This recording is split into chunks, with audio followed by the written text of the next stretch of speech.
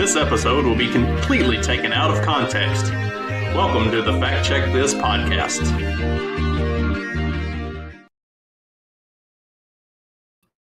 All right, Fact Check This podcast. And today we're going to talk about the leaked group chat from the Young Republicans group that has gotten a political article and really kind of taken social media by storm over the last couple of days.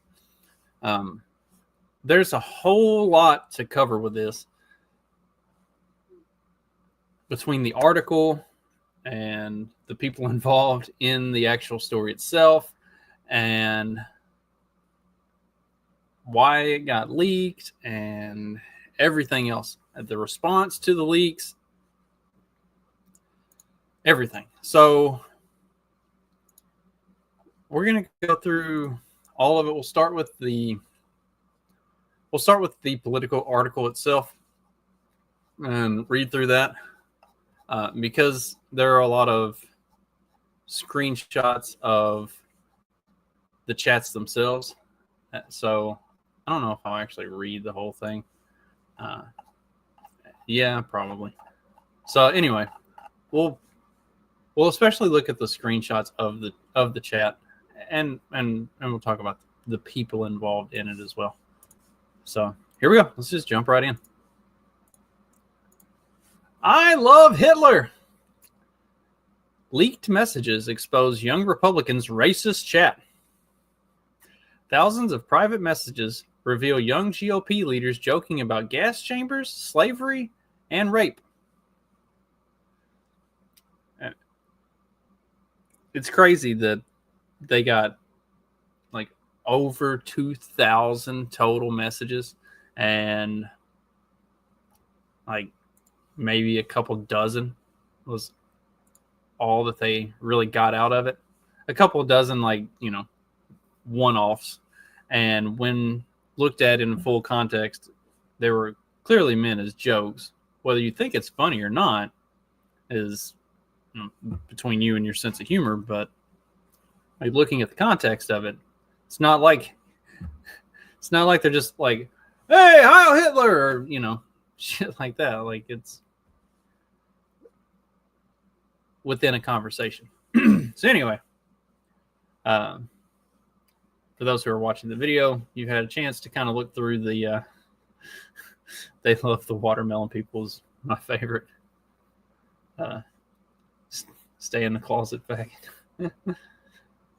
I'd go to the zoo if I wanted to watch monkey play ball.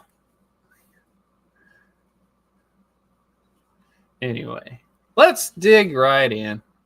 Leaders of young Republican groups throughout the country worried what would happen if their Telegram chat ever got leaked, but they kept typing anyway. They referred to black people as monkeys and the watermelon people, and mused about putting their political opponents in gas chambers. They talked about raping their enemies and driving them to suicide, and lauded Republicans who they believed support slavery. William Hendricks, the Kansas Young Republicans vice chair, used the words nigga and nigga, variations of a racial slur, more than a dozen times in the chat. Bobby Walker, the vice chair of the New York State Republicans at the time, referred to rape as epic. Peter Ginta, who at the time was chair of the same organization, wrote in a message sent in June that everyone that votes no is going to the gas chamber. Ginta was referring to an upcoming vote on whether he should become chair of the Young Republican National Federation, the GOP's 15,000-member political organization for Republicans between 18 and 40 years old. I'm going to create some of the greatest psychological torture methods known to man. We only want true believers, he continued. Fucking based. Two members of the chat responded. Everyone that votes no is going to the gas chamber, and everyone that endorsed but then votes for us is going to the gas chamber. When do we start bullying, dude? We have a solid 3 people who can probably have them want to jump. If they vote for us, why would they be gassed? When do we bring that side out? I'm going to create some of the greatest psychological torture methods known to man. And in response to, if they vote for us, why do they get gassed? We only want true believers. Can we fix the showers? Gas chambers don't fit the Hitler aesthetic. I'm ready to watch people burn now. We got to pretend that we like them. Hey, come on in. Take a nice shower and relax. Boom, they're dead. Bearing in mind, all of this is talking about their in-group. Other people who are going to be at a convention that they're trying to get to vote. Like, clearly all of this is meant as humorous and dumb. And to, a group of college kids, it probably is. And, I mean, some of it's pretty funny, even to me, a non-college kid. A former college kid. There have been, locker room talk, frat boy talk, stuff like that. Or just dudes in general talking.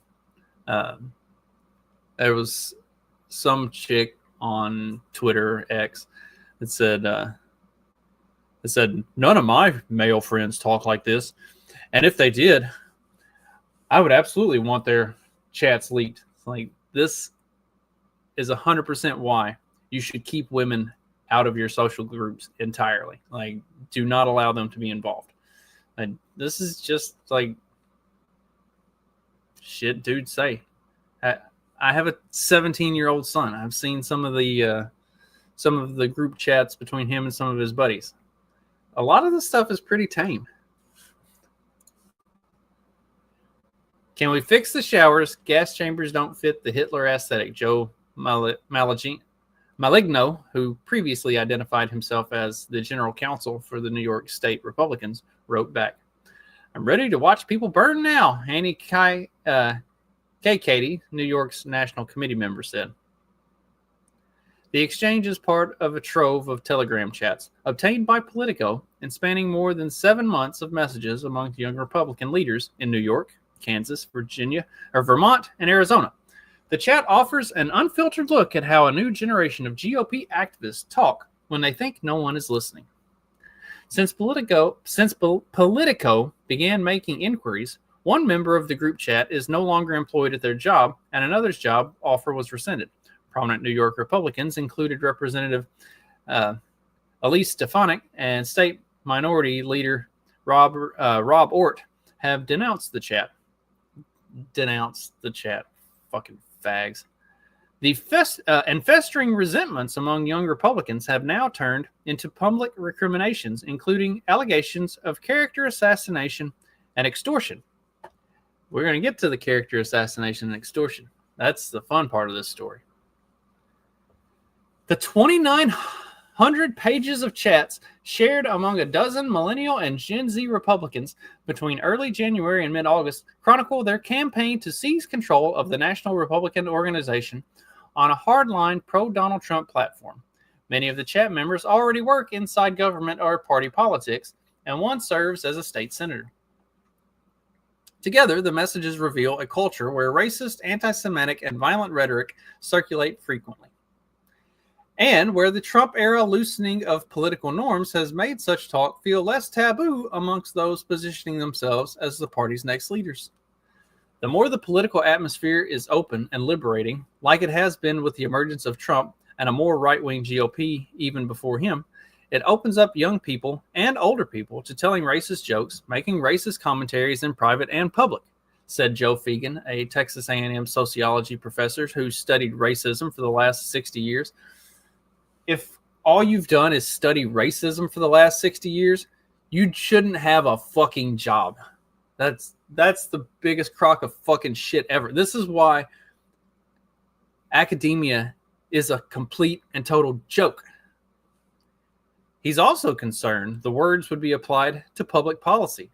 It's chilling, of course, because they will act on these views. These aren't views. These are dumbass kids saying dumbass shit with their other dumbass friends. That's literally it. The dynamic of easy racism and casual cruelty played out in often dark, vivid fashion inside the chats where campaign talk and party gossip blurred into streams of slurs and violent fantasies. We'll get to the violent fantasies in a minute, too. Crazy that they bring that up. The group chat members spoke freely about the pressure to cow to Trump to avoid being called a rhino, the love of Nazis within their party's right wing, and the president's alleged work to suppress documents related to wealthy financier Jeffrey Epstein's child sex crimes. Oh, God.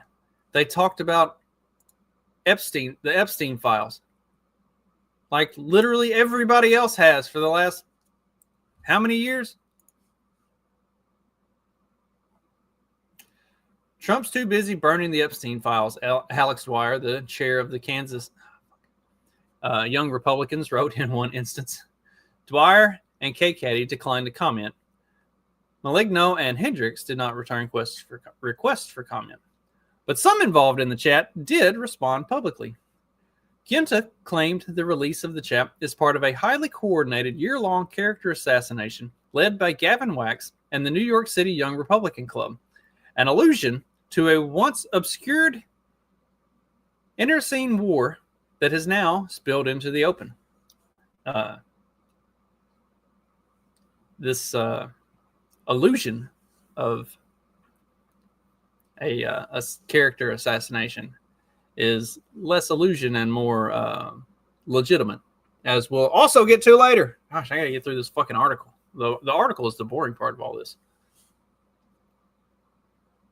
These logs were sourced by way of extortion and provided to Politico by the very same people conspiring against me, he said. What's most disheartening is that, despite my unwavering support of President Trump since 2016, rogue members of his administration, including Gavin Wax, have participated in this conspiracy to ruin me publicly simply because I challenged them privately.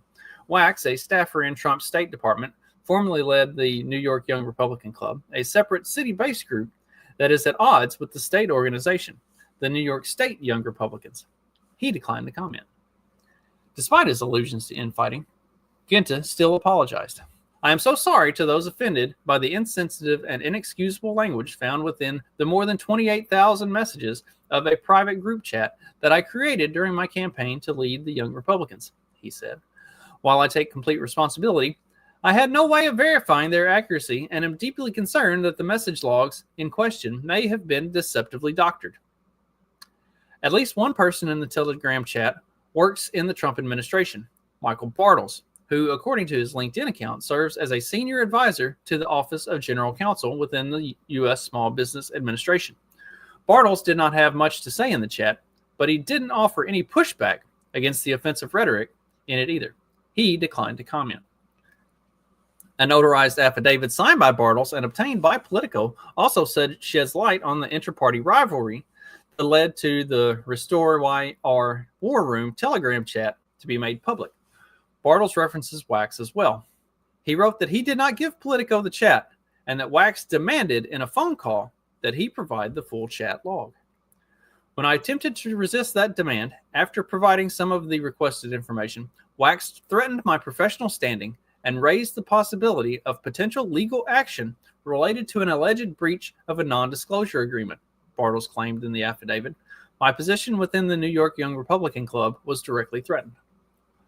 Walker, who now leads the New York State Young Republicans, touched on a similar theme, saying that he believes portions of the chat may have been altered, taken out of context or otherwise manipulated, and that the private exchanges were obtained and released in a way clearly intended to inflict harm.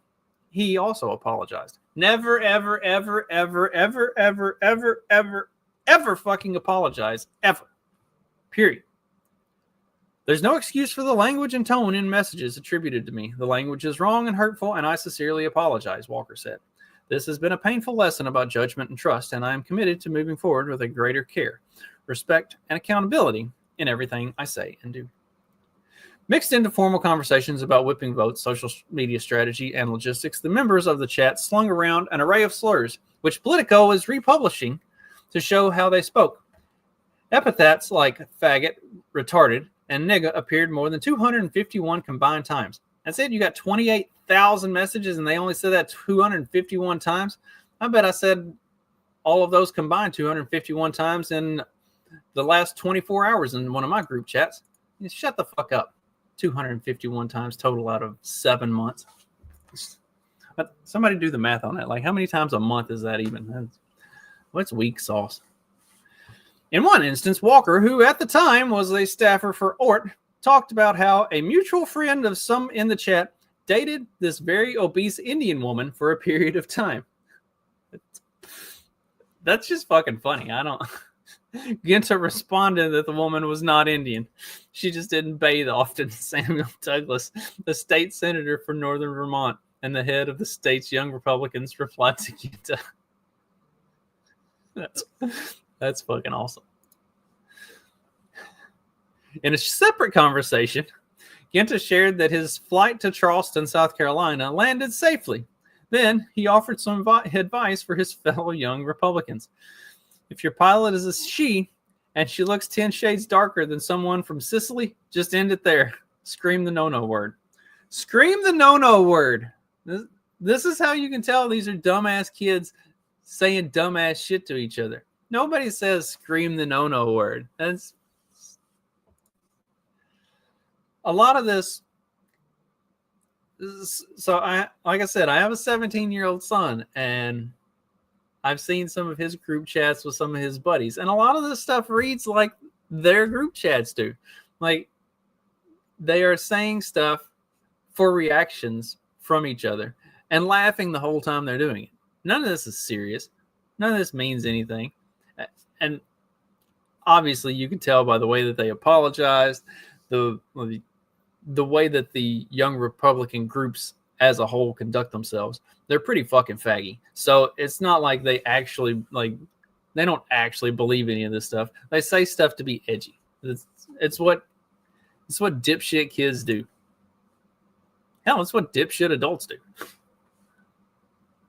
Douglas did not respond to requests for comment. In a statement, Ort called for members of the chat to resign. Well, Ort's a fag, so shut the fuck up.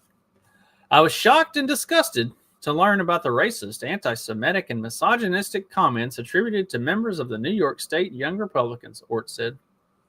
This behavior is indefensible and has no place in our party or anywhere in public life. Walker had been in line to manage Republican Peter Orbacher's campaign for Congress in upstate New York, but a spokesman for the campaign said Walker won't be brought on in light of the comments in the chat. The private rhetoric isn't happening in a vacuum. It comes amid a widespread coarsening of the broader political discourse, and is incendiary and racially offensive tropes from the right become increasingly common in public debate. Last month, Trump posted an artificial intelligence-generated video that showed House Minority Leader Hakeem Jeffries in a sombrero beside Senate Minority Leader Chuck Schumer, whose fabricated remarks were about trading free health care for immigrant votes. A false, long-running GOP trope, the sombrero meme has been widely used to mock Democrats as the government shutdown wears on. The sombrero meme was funny as fuck. Grow a goddamn sense of humor, you useless pieces of shit. And the video of Schumer saying that was funny as fuck too. And guess what? They do trade free fucking health care to get immigrants to vote for them. It's been proven in like 6 different states. This is not some long-running false trope. It's legitimate, verified that it's fucking happening. You goddamn retards. Politico is the fucking worst. As we found out earlier this year, Politico is 100% funded by fucking Democrats. So, go figure, right? In his 2024 campaign, Trump spread false reports of Haitian migrants eating pets. It wasn't false. It literally happened. There was video of it happening. There was literally a video of this woman eating a fucking cat. It wasn't false. And at one of his rallies, welcomed comedian Tony Hinchcliffe, who called Puerto Rico a floating island of garbage, which is also accurate, and joked about black people carving watermelons on Halloween, which is hilarious. Grow a sense of humor. You pathetic, miserable cunts. Holy fuck. Liz Houston, a White House spokesperson, rejected the idea that Trump's rhetoric had anything to do with the chat members' language. No, Trump's rhetoric had nothing to do with the chat members' language. That's just how young dipshits talk. Only an activist left-wing reporter would desperately try to tie President Trump into a story about a random group chat he has no affiliation with, while failing to mention the dangerous smears coming from Democrat politicians who have fantasized about murdering their opponent and called Republicans Nazis and fascists, she said. No one has been subjected to more vicious rhetoric and violence than President Trump and his supporters. In the Restore YR War Room chat, Ginta tells his fellow Republicans that he spoke with the White House about an endorsement for Trump for his bid to become chairman of the National Federation.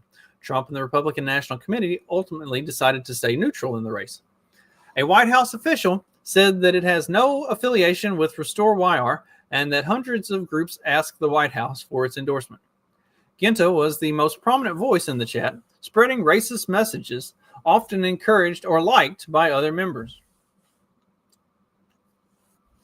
When Luke Mosselman, the chairman of the Arizona Young Republicans, asked if the New Yorkers in the chat were watching an NBA playoff game, Ginta responded, "I'd go to the zoo if I wanted to watch monkey play ball." Ginta elsewhere refers to black people as the watermelon people. Hendricks made a similar remark in July. Bro is at a chicken restaurant ordering his food. Would he like some watermelon and Kool-Aid with that? Look. Sometimes stereotypes are stereotypes because they're true. It's the sad reality.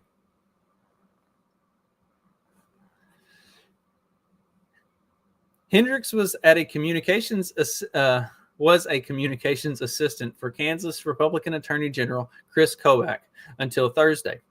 He also said in the chat that despite political differences, he's drawn to Missouri's Young Republican organization because Missouri doesn't like fags. Politico reached out to Denidre Herbert, a spokesperson for the Attorney General who also serves as the Kansas GOP chair, and shared with her excerpts of the chat involving Hendricks. In response, Herbert said that we are aware of the issues raised in your article and that Hendricks is no longer employed in Kobach's office. Yeah, I had some back and forth with the VC in Michigan. Current chair is a deer in the headlights. We have a call Wednesday. Many agree, was the response. He did say my delegates will bring will vote for the most right-wing person. Great. I love Hitler. Again, obviously, it's a joke. The delegates will vote for the most right-wing person. So they're going to vote for Hitler. That's the joke. In another exchange, Dwyer, the Kansas chair, informs Ginta that one of Michigan's young Republicans promised him the group will vote for the most right-wing person to lead the national organization. Great, I love Hitler, Ginta responded. Dwyer reacted with a smiley face. That's the big goofy, like you can see it if you're looking at it. That's the big goofy, like dumbass face. That's the one. That's the face that you use to react when something's funny. Ginta, who serves as chief of staff to New York State Assembly member Mike Riley, ultimately fell 6 points short of winning the chairship to lead the Young Republican National Federation earlier this year. Despite earning endorsements from Stefanik and longtime Trump advisor Roger Stone, Riley did not respond to requests for comment.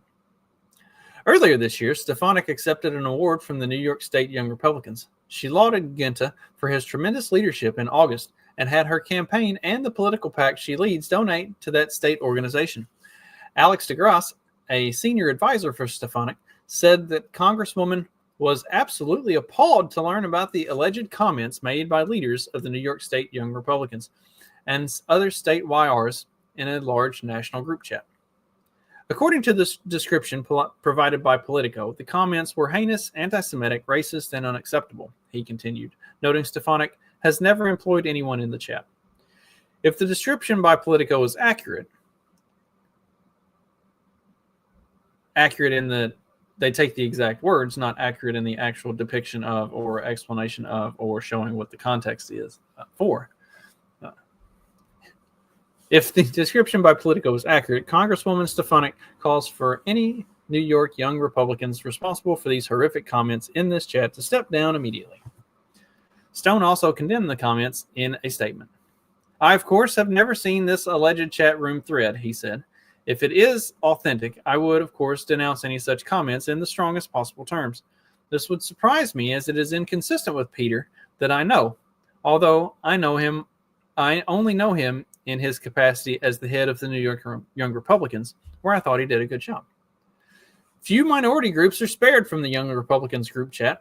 Their rhetoric, normalized at most points as dark humor, mirrors some popular conservative political commentators, podcasters, and comedians amid a national erosion of what's considered acceptable discourse. Acceptable discourse. This comes from the people who spent a week cheering for murder, but they want to talk about acceptable fucking discourse. Stop fuck up. Ginta's line on a darker-skinned pilot, for example, echoes one used by slain conservative activist Charlie Kirk last year when he said, "If I see a black pilot, I'm going to be like, boy, I hope he's qualified." Kirk was discussing how diversity hiring invites unwholesome thinking. Yes, he was talking about how when you see somebody that is, in all likelihood, a diversity hire, in fact, when the companies that they work for have gone out of their way to make a scene about how proud they are to be making these diversity hires, then you have to wonder, was this person hired because they actually know how to do the fucking job? Or were they hired because they want to meet some quotas on different skin tones and females? It invites unwholesome thinking because now you're not thinking, I've got the best pilot out there. You're not thinking, I got the best doctor out there. You're thinking, God, I wonder if this person actually deserves to have this job. Or if I'm about to be completely fucked and die because they aren't qualified. That's unwholesome thinking. That's what that means. That's what DEI hiring has done. It has created that environment where you don't know if you can trust the person that you see in that job because there's a good chance they're not qualified for the job. Fuck, look at Ketanji Brown Jackson on the Supreme Court. Yeah. Absolutely not fucking qualified. Good Lord. That's a whole other thing. Her comparing black people to disabled people was just crazy. Anyway, Walker also uses the moniker Eye Patch McCain. Eye Patch McCain is fucking funny. If you don't think it's funny, you don't have a sense of humor. You need to grow one. You have to be a miserable, miserable, miserable person to not think Eye Patch McCain is fucking hilarious. Especially a leftist. Leftists have got to love Eye Patch McCain. Like, that's because the leftists hated John McCain and have up to recently hated what's his dick, Dan Crenshaw. Like, Eye Patch McCain is fucking hilarious. Walker also uses the moniker Eye Patch McCain, originally coined by conservative commentator Tucker Carlson, in an apparent reference to GOP Representative Dan Crenshaw. Crenshaw lost his eye while serving as a Navy SEAL in Afghanistan. Walker also makes the remark, "I prefer my war heroes not captured," a repeat of a similar 2015 line from Trump. Art Gibson, a professor at the University of Dayton who specializes in white racial extremism. If your university has a professor who specializes in white racial extremism, you are a fucking joke organization and should have public funding removed. You should not get any money. This is a fucking joke. Surmised the young Republicans in the chat were influenced by Trump's language, which he said is often hyperbolic and emotionally charged. Trump's persistent use of hostile, often inflammatory language that normalizes aggressive discourse in conservative circles can be incredibly influential on young operatives who are still trying to figure out what is that political discourse, Gibson said. That's got to be the gayest fucking thing ever said by any fucking professor ever.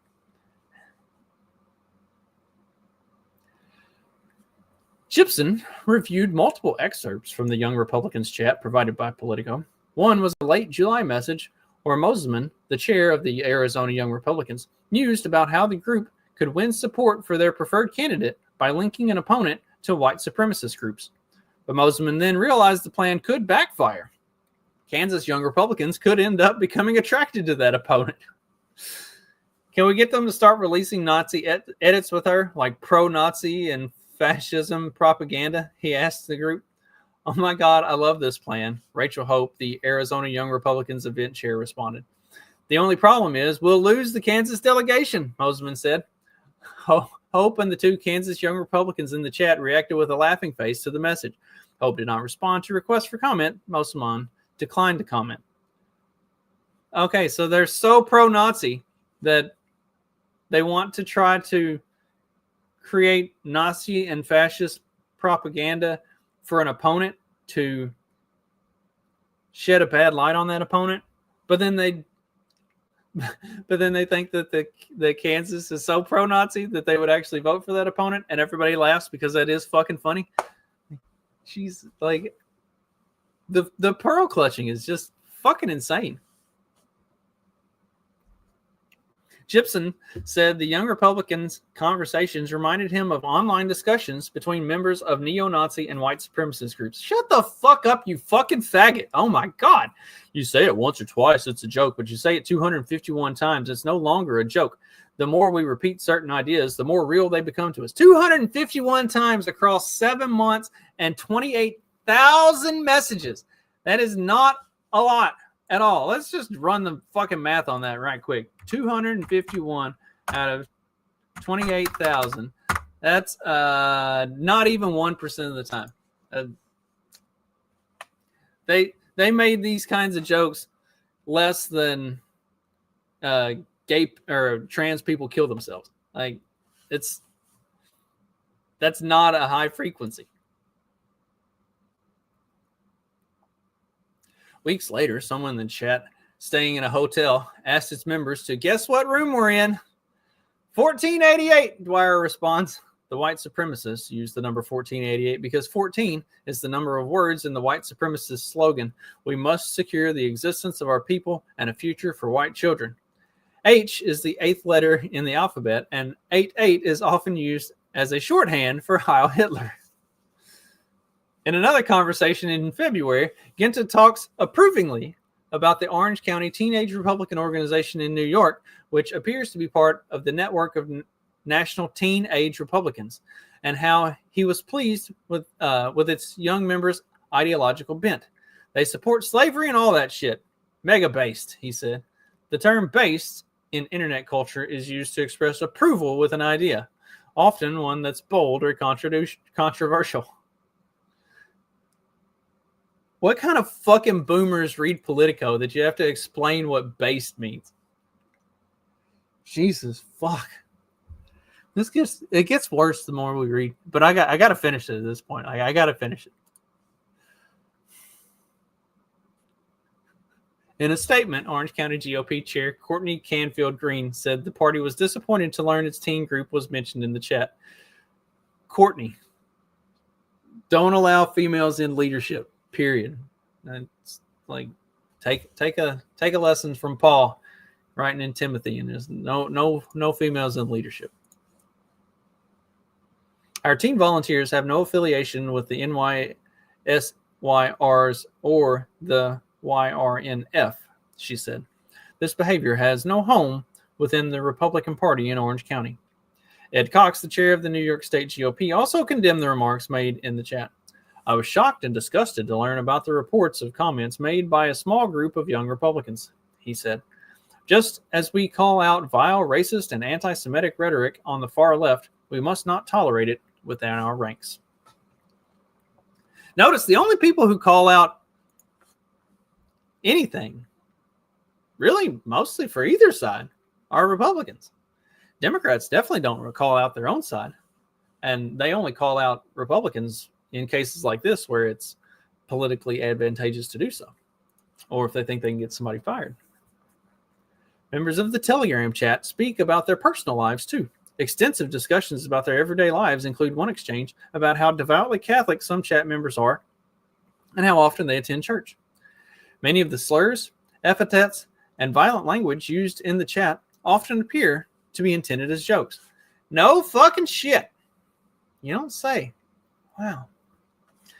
Moselman was derided by members of the chat as a beaner and spick. Stay in the closet, faggot, Walker of New York also jested in July, though he is the group's main target for the same epithet. The group used slurs against Asians too. My people built the train tracks with the Chinese, Walker says at one point, referring to his Italian ancestors. Let his people go. Malignos responds, keep the chinks, though. In another instance, Moselman tells the group the Spanish came to America and had sex with every single woman. Sex is gay, Dwyer writes. Sex! It was rape, Moselman replies. Epic, Walker says. Again,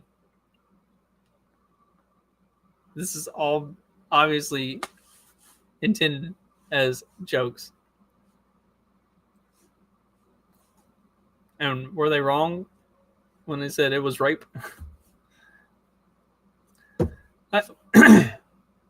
Are Democrats defending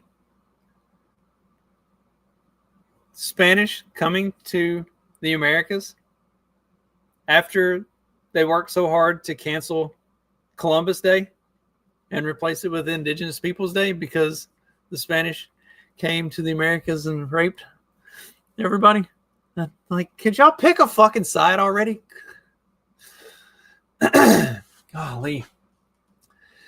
There's more explicit malice in some phrases too, especially when they turn their ire on opponents outside the chat, such as the leader of the rival Grow YR slate, Hayden Paget, who defeated Quinta and was re-elected chairman of the Young Republican National Federation this summer.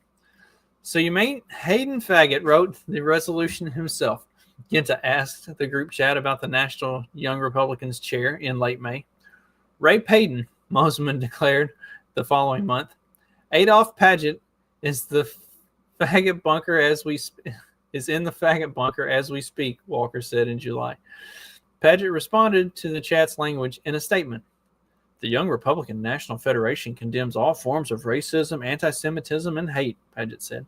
I want to be clear that such behavior is entirely inconsistent with our values and has no place within our organization or the broader conservative movement. He has to say that because he doesn't want his own group chats to get leaked where it shows that they were saying all the exact same dumb shit. Ginta also had expletive-laden criticism for the Young Republicans in states that were supporting or leaning towards Paget's faction. Minnesota faggots, he messaged, continuing, Arkansas, inbred cowfuckers. Nebraska, revolt in our favor, blocked their bind and have a majority of their delegates. Maryland, fat stinky Jew. Rhode Island, traitorous cunts who will I will eradicate from the face of this planet.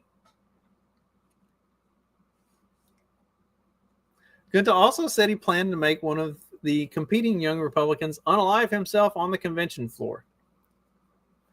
In another instance, Douglas, the Vermont state senator, describes to the group members how one of Paget's Jewish colleagues may have made a procedural error related to the number of Maryland delegates permitted at the national convention.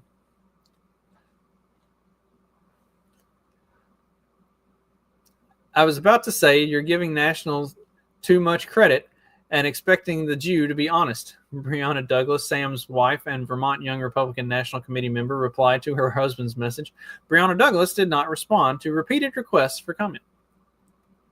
While reporting this article, Politico was examining a separate allegation that Ginta and the Young Republicans mismanaged the New York organization's finances and hadn't paid at least one venue for a swanky holiday party it hosted last year. Politico's report detailed how the organization was missing required financial disclosure forms and how their subsequent efforts to file the forms revealed the organization was in more than $28,000 of debt. As of Tuesday, updated records show the organization is in more than $38,000 of debt. Donations to the New York State Young Republican political account must be reported to the State Board of Elections. Expenditures must be reported too. At the time, Gunta told Politico the allegations were nothing more than a sad and pathetic attempt at a political hit job. But in their Restore YR War Room chat, he and Walker speak flippantly about mishandling the club's finances. NYSYR account be like $500, balding cream, $1,000, Ozempic. Walker said in one message, NYSYR will be declaring bankruptcy after this. I just know it, he said in another. I drained $10K tonight to pay for my next vacation to Italy. Ginta appeared to joke about the organization's bank account. I spent it on a massage, he says, of another check that was deposited in the account. Great. Can't wait to get sued by our venue, Walker replies. Members of the chat occasionally appear to be aware of its toxicity and even made remarks that considered the possibility someone outside their tight-knit group could view it. Walker seemed to consider that possibility the most. For instance, he joked about bombing the the Young Republican National Federation's convention in Nashville, and then remarked, just kidding for our assigned FBI tracker. Who doesn't say that on like a daily basis? In another, he considered the totality of the thousands of messages he and his peers had written and what would happen if the public saw them come to light. If we ever had a leak of this chat, we would be cooked for real, he wrote. And yes, they are, but for all the wrong reasons. See, this is the problem that I have with this group.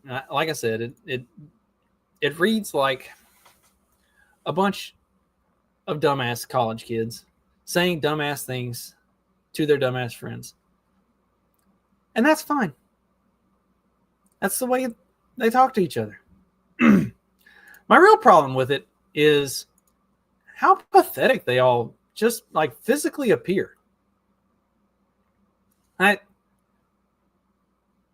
Check these guys out. These are Peter Ginta and Bobby Walker and William Hendricks and Sam Douglas. Like, they're all tubby and just absolutely unimpressive looking. Like, work out. Get a life outside of politics. Do fucking something. Jesus. I'm literally dying, and I lift weights daily and try to, get my hair cut once in a while and trim my beard up and look like a man, feel like a man. They look like fat little boys. All four of them. They just look like fat little boys. I don't know what it's just unimpressive and sad. And then the even more sad thing are the responses from all these like young Republican groups. All of them are led by women or gays. The YR National says, we are appalled by the vile and inexcusable language revealed in the Politico article published today. Such behavior is disgraceful, unbecoming of any Republican, and stands in direct opposition to the values our movement represents. Those involved must immediately resign from all positions within their state and local young Republican organizations. We must hold ourselves to the highest standards of integrity, respect, and professionalism. Gay. In fact, I think that was my exact response.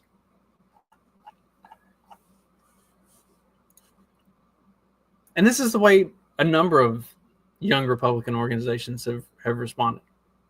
What they should have been doing was saying, why do we have a snake in the grass that is trying to undermine our organizations and create strife and rat us out to the fucking leftist press? Why do we have Gavin Wax extorting other Republicans and then leaking all of this, extorting other Republicans to get this stuff, and then leaking all of it to fucking Politico.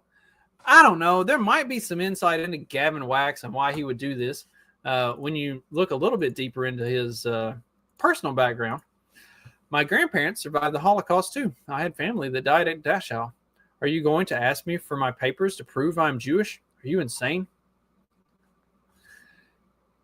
Imagine that. Imagine that. The conspiracy theorists that say it's always the Jews are like undefeated at this point. Imagine that. I wonder why he might have wanted to leak this stuff. Oh, also because he was just a jealous, useless fucking piece of shit. Here we go. I love that Milo's back on Twitter, X, whatever. My favorite fact. Source: I am told that Gavin Wax pressured Bartles to share the chat logs, threatening his career if he did not. Was eventually successful in this endeavor. Also sent the logs to Politico himself, and that New York GOP members have proof.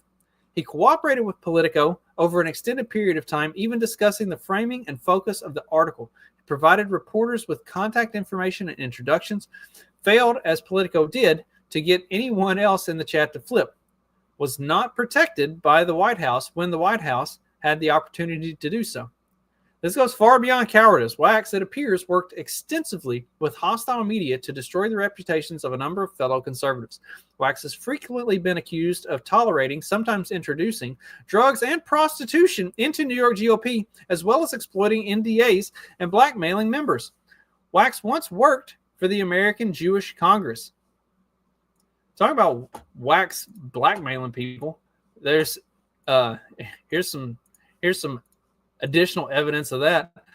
Gavin Wax, who publicly threatens to publish compromising messages and pictures of his fellow Republicans, would never leak the chats of a rival Young Republican association to Politico. Here's a couple different times where he's threatened that. I know of a major DeSantis influencer on here with a mountain of old text showing his rabid anti-Semitism and Jew hatred. Maybe DeSantis would prosecute him over the contents. Would be a shame if those leaked. Supporting family values. Is it true you guys do copious amounts of cocaine at your events? I've seen some wild pictures. Would be a shame for them to leak.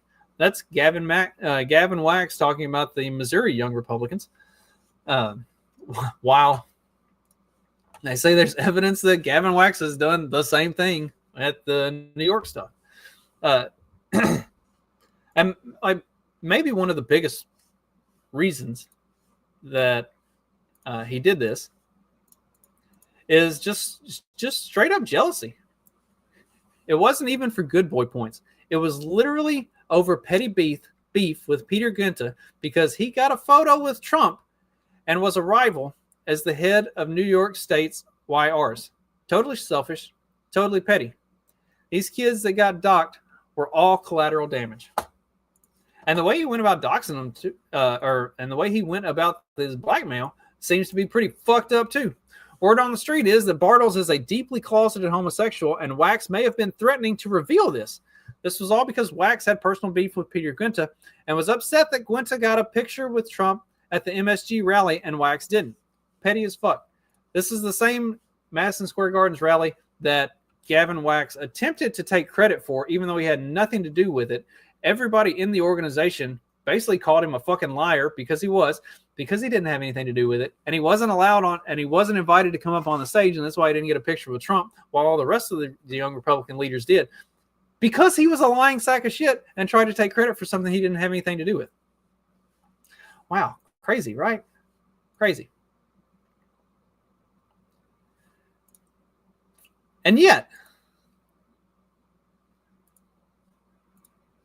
the Republicans are the ones who have a problem with, violent rhetoric and all of these like horrible things that they say, right? Like the Republicans are the terrible ones. Never mind that not even trying to hide it. Straight up out in the open on Blue Sky, you had literally dozens, if not hundreds, of leftists celebrating the murder of Charlie Kirk and calling for who they thought should be next. calling for the murder of other people. But yeah, some dumbasses joking in a group chat, because I guarantee you, not a single one of these motherfuckers was joking in any way. They were happy that Charlie Kirk was dead. They say as much, and they for real wanted other people to die in the same way, if not worse. In fact, we know that the Democrats want other people to die in the same way, if not worse, because we've got John Jay, who's running for Attorney General in New York, or not New York, in Virginia, saying, if those guys die before me, I will go to their funerals to piss on their graves, send them out awash in something. 3 people, 2 bullets. Gilbert, Hitler, and Pol Pot.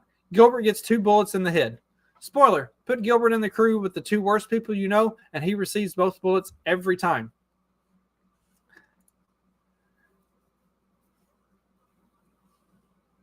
Says that Todd and Jennifer are evil, and they're breeding little fascists.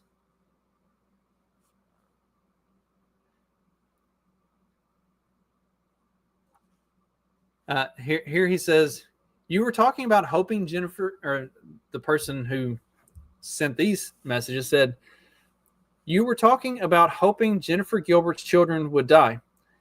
And John Jay says, yes, I've told you this, or Jay, whatever. He says, yes, I've told you this before. Only when people feel pain personally do they move on policy. He wants people's children to die. He wants them to be shot twice. Like, how about that? I mean, he would rather let Hitler live than shoot whatever this guy's name is, Todd Gilbert. And while all of these fucking fag right-wing organizations have come out to condemn and denounce these terrible group chats and how horrible and anti-Semitic and racist and everything that all of them are, nobody has said a fucking thing about this guy. He's still on the fucking ticket for the Attorney General in Virginia. But yeah, the right are the ones who have a fucking problem. Don't. Double down, triple down, tell them to get fucked. And if somebody's trying to blackmail you into leaking some shit, fuck that motherfucker. I cannot be blackmailed. I don't give a single solitary fuck, and I sure as hell ain't gonna apologize for anything. If somebody tries to blackmail me, I guarantee you I will go to every end of the earth to do everything humanly possible to make their life a complete and total miserable fucking hell and make it as heinous as I possibly can.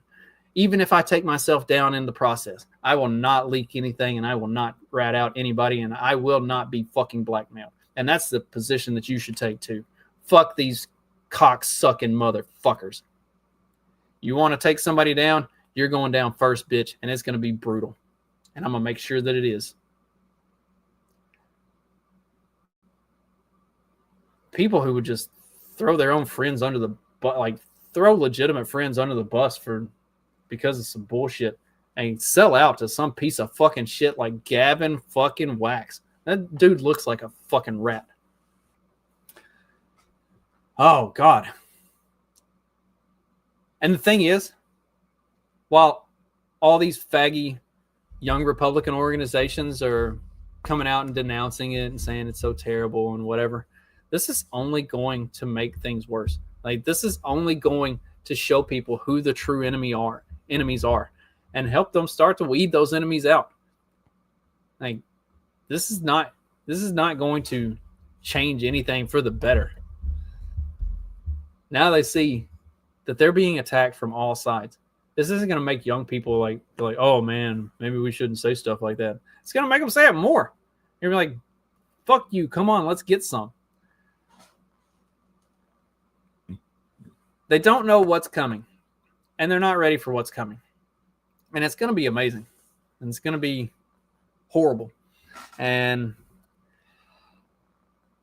I'm kind of fucking ready for it. Kind of ready for it. All right. I cussed a lot. Said a lot of shit I probably shouldn't have. Oh, well, it is what it is. I will be back tomorrow on the morning after with all of my buddies from our group chat saying more things that I probably shouldn't say. And then later in the day tomorrow, I will be back with Johnny Profita on Peddling Fiction, where he's the one that says things that he shouldn't say. No, that's a lie. I say things I shouldn't say on there too. Yeah, that'll do it for today. Thank you all for joining me. I'm trying to get back in the swing of doing things. I'm actually going to start writing again. I've got I have a particular thing that I want to write about, but in order to write about that, I need to write about some other things first, and then it's going to be a whole series. It's probably if I do it right, it'll probably run out through the rest of the year and cover everything that I want to cover. I plan on putting out one a week every weekend, so either Saturday or Sunday. So if you follow my Substack or read my Substack and enjoy that, I intend to be getting busy with that here very soon. And if you don't, then I'm going to try to do more of these more consistently going forward. It's been a year, but it's almost over, and everything's getting better. God, I hope. That'll do it for today. I will catch you later. See ya.